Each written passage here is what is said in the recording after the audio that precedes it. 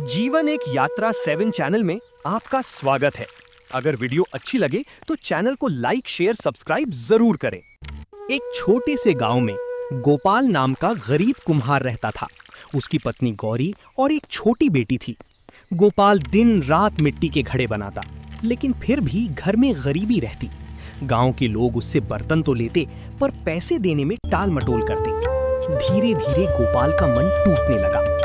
एक दिन गांव में एक साधु आए। उन्होंने पूरे गांव में कहा, अधिमास शुरू होने वाला है। जो इस महीने भगवान का नाम लेकर सच्चे मन से सेवा करेगा, उसका भाग्य बदल जाएगा।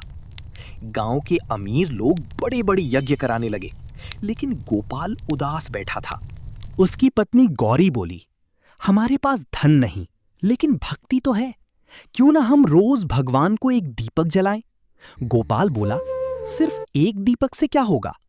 तभी उनकी छोटी बेटी बोली, बाबा, भगवान दिल देखते हैं ना। बेटी की बात सुनकर गोपाल की आंखें भर आईं। अगले दिन से अधिमास शुरू हुआ।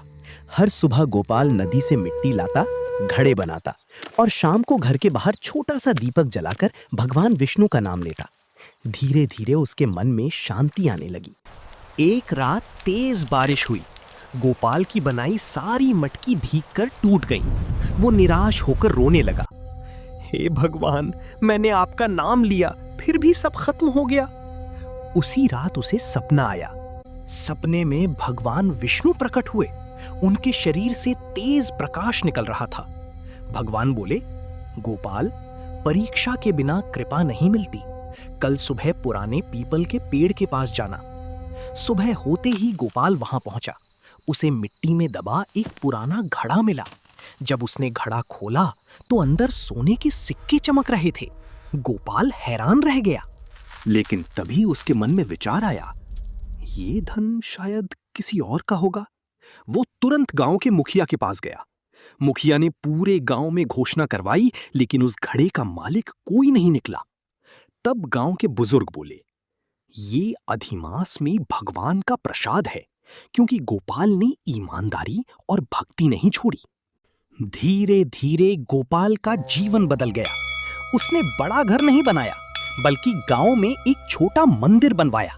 हर अधिमास में वो गरीबों को भोजन करवाता और कहता, अधिमास सिर्फ धन पाने का महीना नहीं, ये मन को बदलने का महीना है।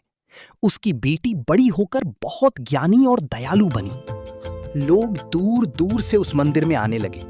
कहते हैं, आज भी उस गांव में अधिमास के दौरान जो सच्चे मन से दीपक जलाता है, उसकी मनोकामना पूरी होती है। कथा से सीख, सच्ची भक्ति में दिखावा नहीं होता। अधिमास भगवान की कृपा पाने का विशेष समय है। ईमानदारी और विश्वास कभी व्यर्थ नहीं जाते।